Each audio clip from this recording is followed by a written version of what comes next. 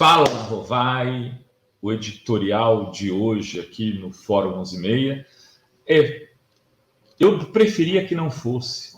Eu tenho feito muito esforço para evitar falar de certas pessoas, porque, no fundo, quando falo delas, acabo tendo que desagradar, às vezes, até amigos, nesse caso em específico. No caso do Bolsonaro, que não dificilmente eu agrado amigos. Mas no caso do Ciro, é chato. As pessoas até falam, Rovai é cirista, Rovai é cirista. Toda vez que eu vou no bate-papo com o meu amigo Leonardo Atushi, vem uma galera, né, que está no chat 247 com essa frase, o Rovai é cirista. Oh! Não, o Rovai faz pelo menos uns 2 anos, desde que o Ciro foi para Paris, que vem apontando que a arrogância do Ciro subiu a cabeça. Né? Durante a campanha de 2018, é bom lembrar que o Ciro não foi tão duro com Haddad, ele não fez acusações levianas, ele não bateu pesado, ele falava daquilo que ele não era uma liderança, tal, mas faz parte do jogo. Isso eram umas cutucadas. Cutucadas, o Brizola dava no Lula e vice-versa.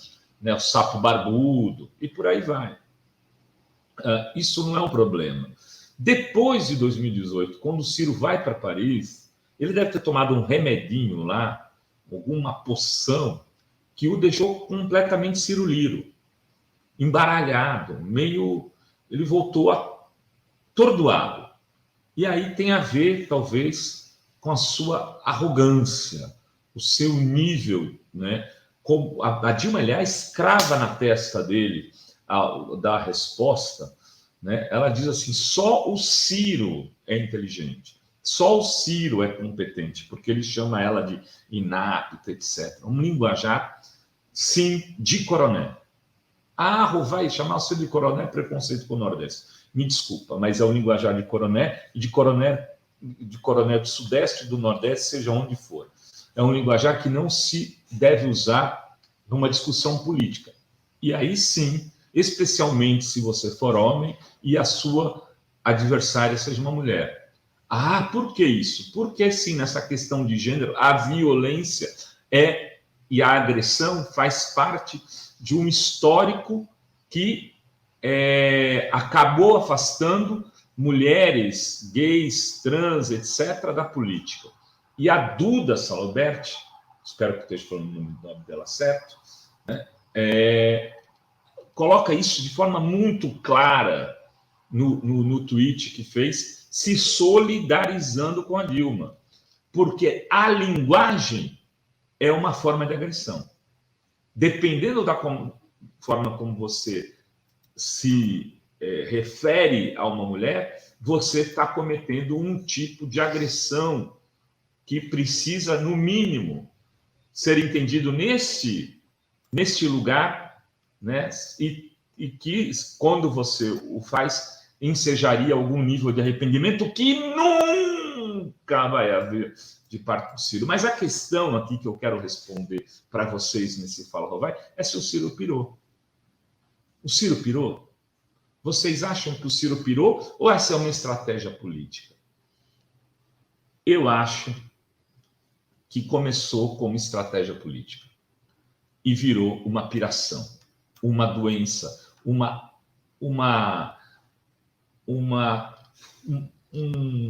envenenamento, né?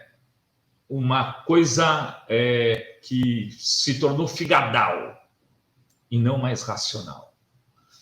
Quando o Ciro sai da eleição com 12%, né, decide não apoiar o Haddad, ele faz um cálculo político que o Haddad iria perder as eleições e que o Lula continuaria preso por muito tempo. E ele poderia se tornar, então, a oposição ao Bolsonaro caminhando um pouco mais para o centro, dando razoabilidade, porque ele, inclusive, previa que o Bolsonaro não terminaria o mandato. Ele tinha convicção disso e falou muitas vezes que o Bolsonaro não terminaria o mandato, porque só 2 presidentes terminaram o mandato no Brasil, né? Fernando Henrique e Lula. E que então o Bolsonaro não terminaria também.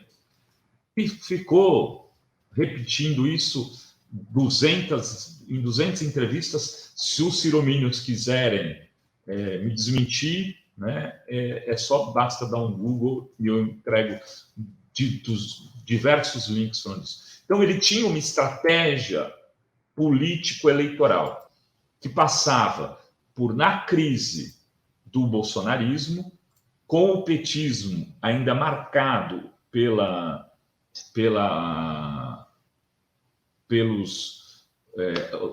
lavajatismo e pelas denúncias de corrupção, ele se tornaria, então, uma alternativa de centro-esquerda, centro-direita, para 2022. Fez esse cálculo e começou a ir se diferenciando do PT cada vez mais. Foi se distanciando, porque também achava que, de alguma maneira, o PT havia sido ingrato com ele, não o apoiou no momento que deveria ter apoiado, e ele deveria ter sido candidato sem o PT pedir nada, nem vice, nem tríce, nem quadrícepe. Ele tinha que ser um ungido candidato das frentes de esquerda, com o PT saindo completamente fora, inclusive da chapa.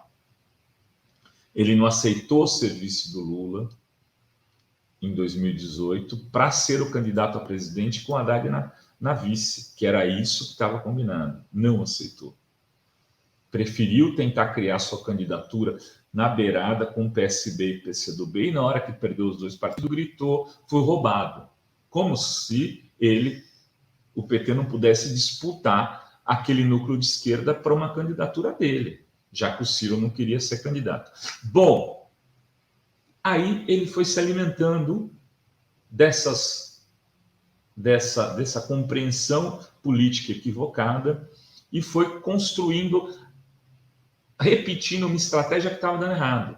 As pesquisas mostram Ciro saindo de 12% e indo para 6%, indo para 7%. Ele perdeu metade do eleitorado, em especial nas grandes cidades e na classe média.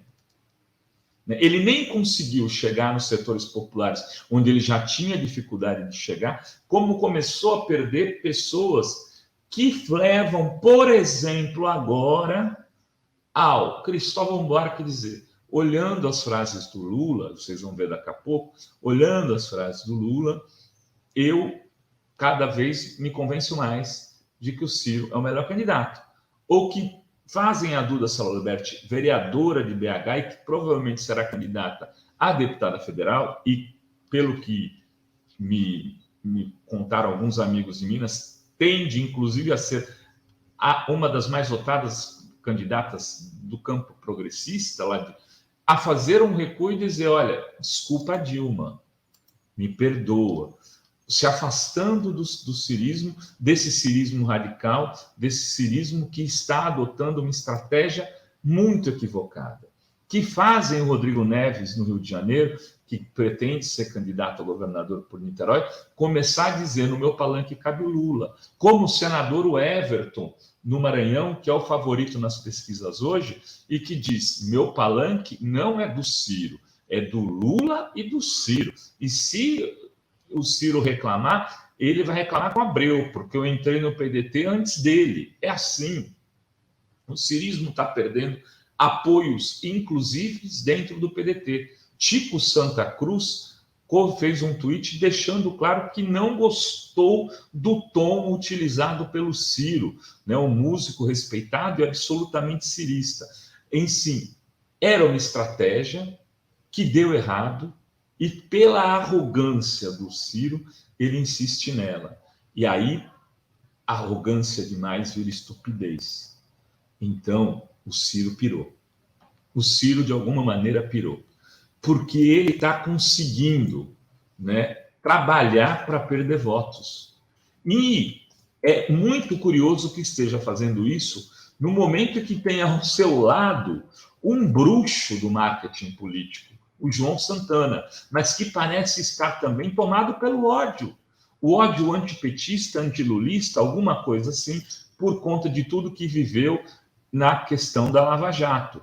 Porque o João não está conseguindo controlar o seu pupilo. E quem conheceu o João em tempos outros, fazendo campanha para Dilma, para Lula, para Haddad, para outros candidatos, sabe muito bem o quão controlador o João Santana é e o quão ele era conservador no que diz respeito a excessos do candidato. E para o Ciro, ele está permitindo todos os excessos numa loucura, num processo de insanidade, que tem apenas um alvo, Lula e Dilma. Agora, Dilma, o alvo maior é o Lula, o tempo todo. Uma fixação, alguma coisa que o vai provavelmente torná-lo menor do que a Marina na eleição passada. Ou Marina foi a 1%. Né? E a Marina nem de longe chegou perto de fazer os ataques ao Lula que o Ciro vem fazendo. Aliás, entre outras justificativas, ele usa essa. O Lula acabou com a Marina e comigo não vai acabar. Só que ele, então, está... Se o Lula acabou com a Marina e com o Ciro não vai acabar, então o próprio Ciro se autodestruirá. Essa parece ser uma das fórmulas de não deixar que o Lula acabe com ele. Sim, era estratégia e virou loucura. Quando a gente diz loucura, eu não estou falando de uma loucura clínica, uma loucura política, de uma loucura de um tipo de pessoa que perdeu completamente o pé com a realidade, que está usando está jogando fora toda a sua história política, que tem erros e acertos, como a de todo mundo, mas que no passado mais próximo foi de centro-esquerda. Uma alternativa de centro-esquerda, que governou, inclusive, num governo de centro-esquerda, que foi o governo Lula, que continuou governando com Dilma, um governo de centro-esquerda. E agora ninguém mais sabe para onde vai o moço de Sobral, porque não será estranho se ele fizer aliança com quem quer que seja. Né? Duvido que ele fizesse com Bolsonaro, mas as práticas de desinformação e de mentira, como nesse caso específico do golpe, do Lula ter feito parte do golpe contra Dilma, ele usa a mesma tática e as mesmas estratégias do Bolsonaro para desinformar, porque vai ficar repetindo isso, sua rede vai colocar um diálogo do Jucá, onde o Jucá diz uma bobagem qualquer do tipo, aí o Temer ajuda o Lula, e aí eles falam, tá vendo, o Lula estava dentro do golpe. Coisa de gente insana. Coisa de gente que não se autorrespeita, coisa de gente que, infelizmente, não sabe fazer política. Era isso que tínhamos para hoje, Ciro. Beijos.